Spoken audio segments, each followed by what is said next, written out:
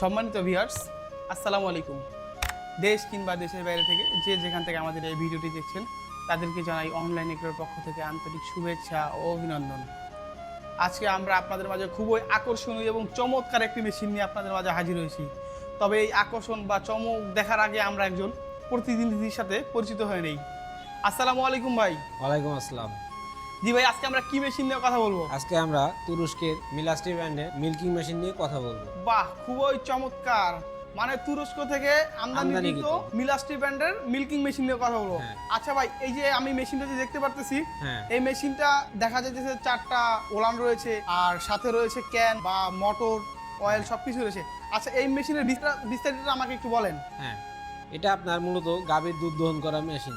যারা খামারি আছে ভাই বোনেরা, তাদের জন্যই এই মেশিনটি তুরস্ক থেকে আমদানিকৃত। এই মেশিনটিতে আপনি দেখতেই পাচ্ছেন যে চারটি ক্লোজেট রয়েছে। এই চারটি ক্লোজেট দ্বারাই গাভী থেকে দুধ দহন করতে পারবে। বাহ, খুবই চমৎকার বা আকর্ষণীয় একটি মেশিন।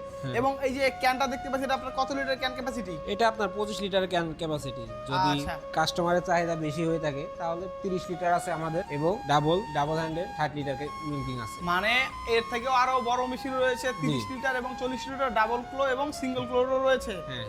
আচ্ছা ভাই, তুরস্কের মেশিনের আপনার কম্প্রেসার ট্যাঙ্ক থাকে, যেমন বিভিন্ন রকমের কম্প্রেসার। এই মেশিনের কম্প্রেসার ট্যাঙ্ক কত লিটার? মেশিনটার কম্প্রেসার ট্যাঙ্ক আপনার মূলত 4 লিটার। Compressor tank 4 litre.